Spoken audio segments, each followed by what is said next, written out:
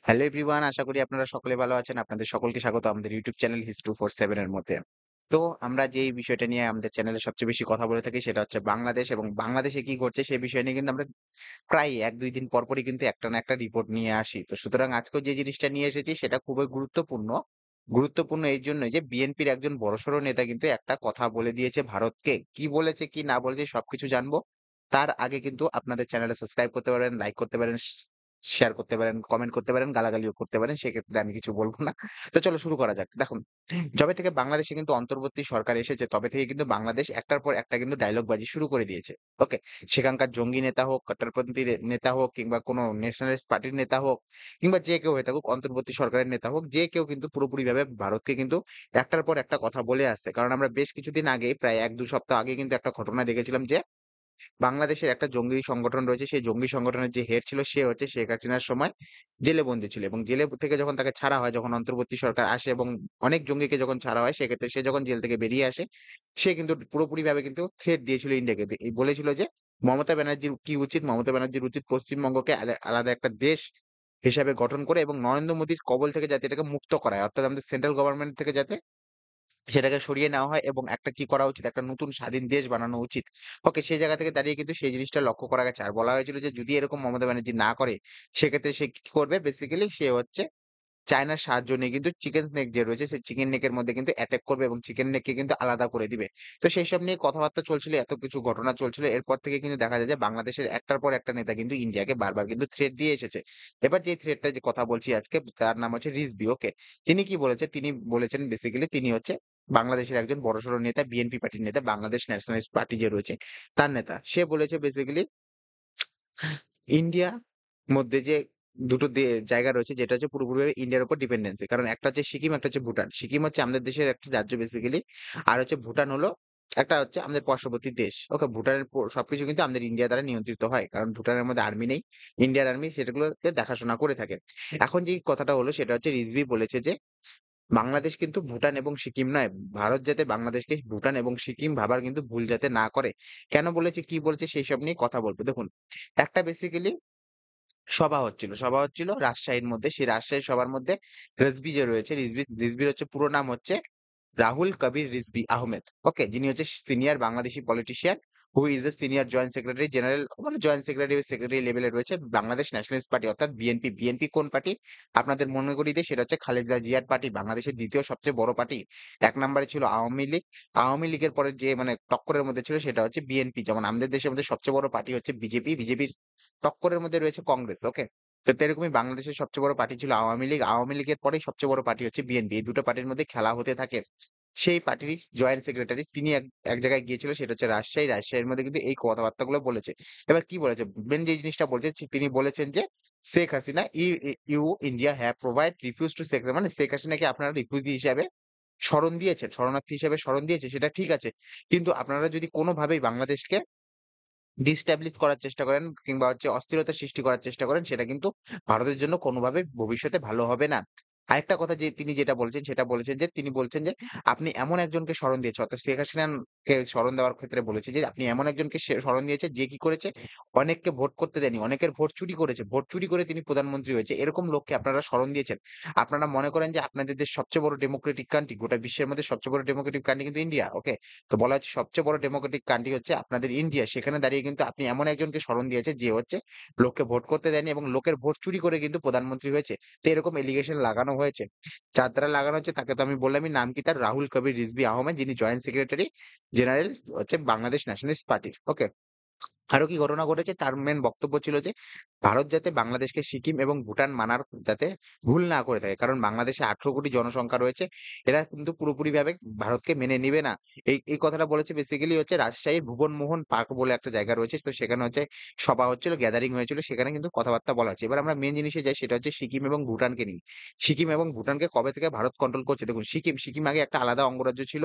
সেখান থেকে দাঁড়িয়ে কিন্তু সিকিম কিন্তু ১৯৫০ সালে আমাদের সাথে যুক্ত হয়েছে। কারণ আমাদের সংবিধানে বলা আছে যেকোনো দেশ কিংবা আমাদের অঞ্চলের বাইরে মানে ভারতের বাইরে যেকোনো অঞ্চল যদি ভারতের সাথে যুক্ত হতে পারে, সে কিন্তু যুক্ত হতে পারবে।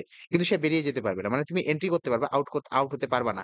ঠিক তেমনি সিকিম কিন্তু আমাদের দেশের সাথে যুক্ত হয়ে যায়। কারণ সিকিমের মধ্যে সবচেয়ে বেশি ভয়ের যেটা কারণ ছিল সেটা হলো সরি, চায়নার আক্রমণ। ওকে? চায়না কিন্তু যেকোনো সময় সেটাকে ক্যাপচার করে নিতে পারত। চায়না যেরকম আকসাই চীনের মধ্যে ঢুকে গিয়েছিল, ডোকলামে ঢুকে যাওয়ার চেষ্টা করে। অনেক সময় দেখা যায় যে আমরা লক্ষ্য করি লাদাখের মধ্যে ঢুকে যাওয়ার চেষ্টা করে। ঠিক তেমনি সিকিমেও ঢোকার একটা চান্স ছিল। সুতরাং সিকিম কিন্তু আমাদের সাথে যুক্ত হয়ে যায়। এখন সিকিম বর্তমানে ভারতের একটা অঙ্গরাজ্য। এবার একটা কথায় আসি সেটা হচ্ছে ভুটানকে নিয়ে। ভুটান হচ্ছে আমাদের পার্শ্ববর্তী দেশ। যেমন আমাদের পার্শ্ববর্তী অনেকগুলো দেশ রয়েছে। সেটা মালদ্বীপ রয়েছে, পাকিস্তান, আফগানিস্তান, নেপাল, ভুটান, বাংলাদেশ, ওকে? যেসব দেশগুলো রয়েছে এগুলো দেশের মধ্যে একটা সবচেয়ে মানে ভালো এবং সুষ্ঠু বন্ধু হিসেবে যে দেশটা রয়েছে সেটা হচ্ছে ভুটান। ভুটানের মধ্যে কিন্তু আর্মি নেই। ভুটান আর্মি বলে আপনি কোনদিন জানবেন না। ভারতের যে সেনাবাহিনী রয়েছে ভুটানকে পাহারা দিয়ে থাকে।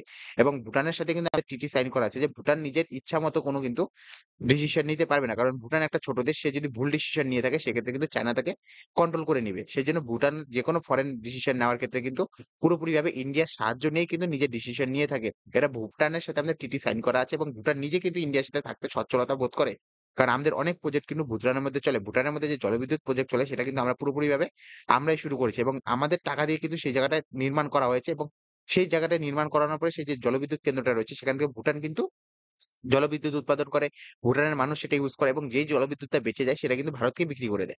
সুতরাং আমরা তাদেরকে হেল্প করি সেজন্য তারা আমাদের সাথে কিন্তু বন্ধুত্ব বজায় রেখেছে। আজ পর্যন্ত কিন্তু ভুটানের এক চিমটিও কিন্তু কোন প্রকারভাবে কিন্তু আমরা অসুবিধার সৃষ্টি করিনি। কিন্তু বাংলাদেশ সেটা বুঝেনি। কিন্তু বাংলাদেশ সেটা মানে বিরুদ্ধে কথা বলার চেষ্টা করেছে।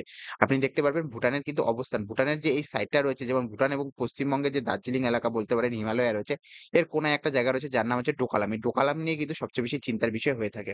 এবার যে জিনিসটা লক্ষ্য করতে পারবো যে জিনিসটা হচ্ছে বেসিক্যালি রেজভী বলেছেন, হ্যাঁ?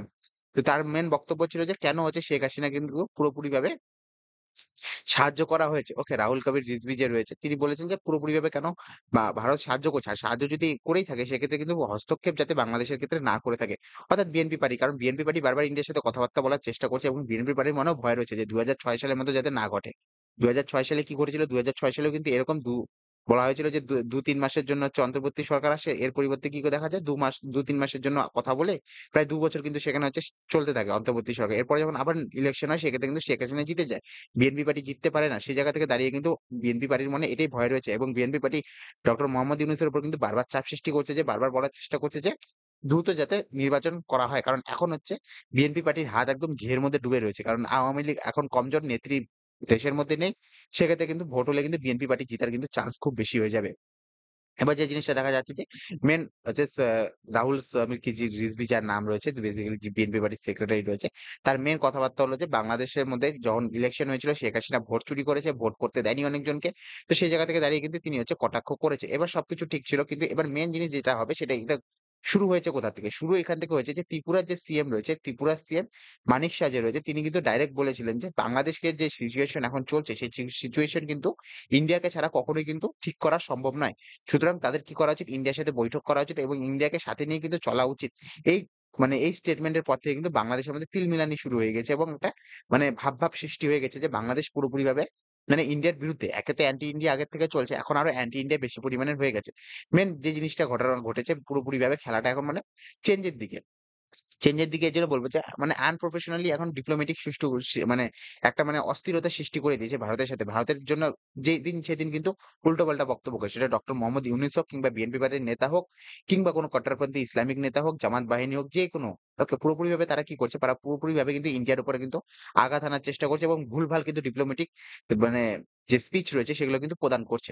তো সেই জায়গা থেকে দাঁড়িয়ে ভবিষ্যতে কি ঘটবে না ঘটবে সেটা কিন্তু দেখার বিষয় রয়েছে। এছাড়া যে জিনিসটা রয়েছে সবচেয়ে বড় ঘটনা যেটা ঘটেছে সেটা হলো বাংলাদেশে কিন্তু কিছু মানে নতুন ইয়ং জেনারেশন নেতা উঠে এসেছে। তারা কিন্তু বারবার কি বলেছিল যে যখন আদানির সাথে যে শেখ হাসিনার সাথে যে ডিলটা হয়েছিল সেই ডিলটা যদি তারা এখন কি করবে রিভিউ করবে। যদি সেটা ভবিষ্যতে গিয়ে দেখতে পারে যে সেই ডিলের মধ্যে কিছু ভুল রয়েছে তো সেই ডিল তারা সংশোধন করবে। মানে ২০১৭ সালে যে ডিলটা হয়ে গেছে সেটা এখন তারা আবার রিচেঞ্জ করবে। ওকে? মানে আগে ডিল হয়ে গেছে যে কতটা বিদ্যুৎ নিবে, কত টাকায় নিবে, কি করবে সবকিছু আগের থেকে কিন্তু হিসাব করা হয়েছে। এখন গিয়ে কি তারা কি বলছে? এখন গিয়ে তারা বলছে সেটা তারা কি করবে? রিভিউ করবে। তো এক্ষেত্রে কি করেছে আদানি গ্রুপ, আদানি গ্রুপ আগে ১৬০০ মেগাওয়াটের কিন্তু বিদ্যুৎ পাঠাতো বাংলাদেশের মধ্যে। ওকে? এখন যে জিনিসটা লক্ষ্য করা যাচ্ছে ১ম এ তো ৫০০ মেগাওয়াট কাটা হয়েছিল। এখন ১১০০ মেগাওয়াট দেওয়া হচ্ছিল। এখন বলা হচ্ছে যে আদানি কি করবে? আমরা আগের দিন একটা ভিডিও বানিয়েছি। সেই ভিডিওতে কিন্তু আমরা বলেছি যে আদানি বাংলাদেশে বিদ্যুৎ না দিয়ে সেটা হচ্ছে ন্যাশনাল গ্রিড এর সাথে যুক্ত করে দিবে। ইন্ডিয়ান ন্যাশনাল গ্রিড রয়েছে, সেই গ্রিড এর সাথে যুক্ত করে দিবে। সেই গ্রিড এর সাথে যুক্ত করে দিলে সেই বিদ্যুৎটা যেটা হচ্ছে বাংলাদেশে যেত সেটা কিন্তু ইন্ডিয়াতেই থাকবে। এর ফলে আমরা কিন্তু সস্তায় বিদ্যুৎ পেতে পারি। ভবিষ্যতে বলা যায় না এখনো পর্যন্ত। সে বিষয়ে সরকার এখনো কোনো কথা বলেনি। কিন্তু সরকার পারমিশন দিয়েছে যে বাংলাদেশ যদি বিদ্যুৎ নিতে সক্ষম না হয় সেক্ষেত্রে সেই বিদ্যুৎ কিন্তু আদানি ইন্ডিয়াতে বিক্রি করতে পারবে। এছাড়াও যে জিনিসটা রয়েছে সেই জিনিসটা হচ্ছে পুরোপুরিভাবে কিন্তু অর্গানাইজেশন অফ ইসলামিক কর্পোরেশন এইসব যে সংগঠন রয়েছে এই সংগঠনের সাথে বাংলাদেশ পুরোপুরিভাবে কথা বলছে এবং ইন্ডিয়াকে চাপে রাখার চেষ্টা করছে। এর চেয়েও আরো বড় বিষয় যেটা হচ্ছে সেটা হচ্ছে ওয়াটার টিটি নিয়ে। ওকে, তিস্তা ওয়াটার টিটি নিয়ে কিন্তু কথাবার্তা চলছে। তিস্তা ওয়াটার টিটি নিয়ে যে ডেটা শেয়ারিং করা রয়েছে সেটা নিয়েও কিন্তু আমরা ভিডিও বানিয়েছি। সেই ভিডিওটা আপনারা দেখতে পারবেন। ওকে? সেখানে বলা হচ্ছিল যে তিস্তার যে জল রয়েছে সেই তিস্তা জলের যে ডেটা রয়েছে সেটা যাতে বাংলাদেশের সাথে শেয়ার করা হয়। ওকে? এরকম যদি না ঘটে সেক্ষেত্রে কিন্তু বাংলাদেশ কিন্তু এটাকে কোথায় নিয়ে যাবে? ইউনাইটেড নেশন এ নিয়ে যাবে। একজন মানে জলমন্ত্রী কোনো কেউ ছিল হয়তো সে কিন্তু বলেছে এর ঘটনা আমরা ২-৩ দিন আগে কিন্তু এটা বলেছিলাম কথাবার্তা। তো সেই জায়গা থেকে দাঁড়িয়ে কিন্তু এখন একটা মানে সমস্যা সৃষ্টি করার চেষ্টা করছে বাংলাদেশী নেতারা এবং সেই জায়গা থেকে দাঁড়িয়ে কিন্তু ইন্ডিয়ার সরকার যে রয়েছে সে কিন্তু ডক্টর মোহাম্মদ ইউনূস যে অন্তর্বর্তী সরকারের নেতা ওকে, তাকে কিন্তু পাত্তা দেওয়ার চেষ্টা করছে না। কারণ ডক্টর মোহাম্মদ ইউনূস বলেছিল যে, "আমরা কি করব যে ইউনাইটেড নেশন জেনারেল অ্যাসেম্বলি রয়েছে বেসিক্যালি সেখানে যখন হচ্ছে মিটিং হবে সেই মিটিং এর মধ্যে একটা দ্বিপাক্ষিক বৈঠক করবে।" ওকে? সেখানে হচ্ছে ইন্ডিয়া এবং ডক্টর মোহাম্মদ ইউনূস ইন্ডিয়া থেকে নরেন্দ্র মোদি যাবে এবং বাংলাদেশ থেকে অন্তর্বর্তী সরকারের মেইন যে রয়েছে ডক্টর মোহাম্মদ ইউনূস সে কিন্তু যাবে। সেক্ষেত্রে দুজনের মধ্যে একটা দ্বিপাক্ষিক বৈঠক হবে। কিন্তু সেই দ্বিপাক্ষিক বৈঠক যে রয়েছে সেটা কিন্তু নরেন্দ্র মোদি মানা করে দেয়। বলে যে, "সেটা আমরা করব না।" এর জন্যই করব না কারণ আমাদের এটা কোন মানে ইচ্ছা নেই। কারণ হচ্ছে ডক্টর মোহাম্মদ ইউনূস কোন নির্বাচিত সরকার নয়। তিনি অন্তর্বর্তী সরকার। তিনি আজ আছে কাল নেই। সুতরাং তার সাথে আমাদের বৈঠক করে কোন লাভ নাই। বাংলাদেশে যখন ইলেকশন হবে, ইলেকশনের পরে যে জিতবে সে কিন্তু পুরোপুরিভাবে যখন সরকারে আসবে সে কিন্তু গিয়ে পুরোপুরিভাবে ইন্ডিয়ার সরকার কিন্তু তাদের সাথে কথাবার্তা বলবে। তার আগে কিন্তু কারো সাথে কথাবার্তা বলবে না। আর বাংলাদেশের কখনোই ভুলে যাওয়া উচিত নয়। বাংলাদেশ পুরোপুরিভাবে কিন্তু ইন্ডিয়ার উপর ডিপেন্ডেন্সি করে রয়েছে। কারণ বাংলাদেশের মধ্যে ইন্ডিয়া থেকে কিন্তু অনেক কিছু যায়। সেটা অয়েল হোক, এডিবল অয়েল হোক, মানে খাদ্য অয়েল থেকে শুরু করে পেট্রোলিয়াম সবই কিন্তু ইন্ডিয়া থেকে যাবে। ইন্ডিয়ার যে রিলায়েন্স ইন্ডাস্ট্রি রয়েছে, ইন্ডাস্ট্রি থেকে কিন্তু তেল পরিশোধিত হয়ে কিন্তু বাংলাদেশে ঢুকে পড়ে। ওকে? এছাড়া অনিয়ন হোক, ভেজিটেবল হোক, কারণ অনিয়নের ক্ষেত্রে আমরা দেখেছিলাম যে Pakistani onion, Bangladeshi onion, Indian onion. Indian onion যদি না যায় পেঁয়াজের দামটা কিন্তু কতটা মানে লাফালাফি সৃষ্টি হয় সেটা কিন্তু দেখার রয়েছে। আর বাংলাদেশের যে অন্তর্বর্তী সরকার রয়েছে সে শুধু জনগণকে কিন্তু সার্কাস দেখাচ্ছে। Facebook এর মধ্যে প্রচার করছে যে এত টাকায় পাওয়া যাচ্ছে, এত টাকায় পাওয়া যাচ্ছে, অত টাকায় পাওয়া যাচ্ছে। যখন মার্কেটের লোক যাচ্ছে দেখছে যে তার থেকেও দ্বিগুণ দামে কিন্তু জিনিসপত্র বিক্রি হচ্ছে। এছাড়া চাল, গম সবকিছু কিন্তু ইন্ডিয়া থেকে যায়। এছাড়াও যে বাংলাদেশের সবচেয়ে বড় ইন্ডাস্ট্রি রয়েছে টেক্সটাইল ইন্ডাস্ট্রি যেটা কিন্তু একদম শেষের দিকে যেখান থেকে কিন্তু সেইসব ইন্ডাস্ট্রি গুলো কিন্তু ভারতের দিকে আসছে। সেইসব ইন্ডাস্ট্রি কিন্তু চলে শুধুমাত্র কিন্তু কটনের দ্বারা। ওকে? কটন, ফেব্রিক এগুলো কিন্তু বাংলাদেশে পাওয়া যায় না। বাংলাদেশে কটন এবং ফেব্রিকের চাষ হয় না। সেটা বেসিক্যালি মহারাষ্ট্র এবং আমাদের যে মিডল ভাগটা রয়েছে ইন্ডিয়ার সেইসব জায়গার মধ্যে কিন্তু কটন-টটন এগুলা চাষ হয়ে থাকে। ওকে? তো সেই জায়গা থেকে ইন্ডিয়া থেকে কিন্তু এই কটন বাংলাদেশে যায় এবং বাংলাদেশিরা সেখান থেকে কিন্তু জিনিসপত্র তৈরি করে। এটা ইন্ডিয়ার সাথে মানে একটা বন্ধুত্বপূর্ণ থাকার কারণে কিন্তু আমরা বাংলাদেশকে এইসব দিতাম, এগুলো এক্সপোর্ট করতাম। সেক্ষেত্রে যেহেতু এখন শেখ হাসিনা নাই, সুতরাং কটনের উপর কিন্তু এক্সপোর্ট কি করবে না করবে সেটা সরকার দেখবে এবং ইন্ডিয়াতে যখনই কিন্তু পুরোপুরিভাবে একটা টেক্সটাইল ইন্ডাস্ট্রি তৈরি হয়ে যাবে সেক্ষেত্রে কিন্তু বাংলাদেশকে আমরা কটন পাঠাতে পারব না। এবার বাংলাদেশে কোথা থেকে কটন আসবে সেটা বাংলাদেশ বুঝবে। এবং ইন্ডিয়াতে কিন্তু পুরোপুরিভাবে একটা মানে একটা ইকোনমিক কিন্তু হাব তৈরি করার কিন্তু চেষ্টায় রয়েছে আমাদের নরেন্দ্র মোদী। কিন্তু ভবিষ্যতে কি ঘটে কি না ঘটে সেটাও কিন্তু দেখার বিষয় রয়েছে। আমরাও সেগুলো দেখার চেষ্টা করব। আপনারাও দেখার চেষ্টা করবেন। কারণ আপনারা আমাদের চ্যানেলটাকে যেহেতু সাবস্ক্রাইব করেছেন সুতরাং আমাদের উচিত কিন্তু আপনাদের সঠিক তথ্য দেওয়া। আর আমি যেসব তথ্য নিয়ে এসেছি সেগুলো কিন্তু বড়, বড় নিউজ পেপারে ছাপানো। আমি এগুলো নিজের থেকে মন গড়ন কথা বলি না। যেটা আমি মন গড়ন কথা বলি সেটা আমি বলে দিই যে এটা কাল্পনিক কথা এবং আমার এরকম মনে হয়, এরকম হতে পারে, এরকম কথা কিন্তু আমি আগে বলে দিই। কিন্তু যা কিন্তু নিয়ে আসি সেগুলো কিন্তু সব একদম অথেন্টিক নিউজ হয়ে থাকে। তো ভবিষ্যতে আপনারা কি করবেন না করবেন সেটা কিন্তু আপনাদের ব্যাপার। আপনারা আমাদের চ্যানেলটা লাইক করতে পারেন, সাবস্ক্রাইব করতে পারেন। যা ইচ্ছা তাই করতে পারেন। গালাগালি করতে পারেন। গালাগালি দিতে তো সমস্যা হয় না। ওকে? চলুন দেখা হবে আপনাদের সাথে অন্য একটা ভিডিওতে। আপনারা ভালো থাকবেন, সুস্থ থাকবেন, আপনাদের পরিবারের সাথে থাকবেন। Have a good day. Bye, by.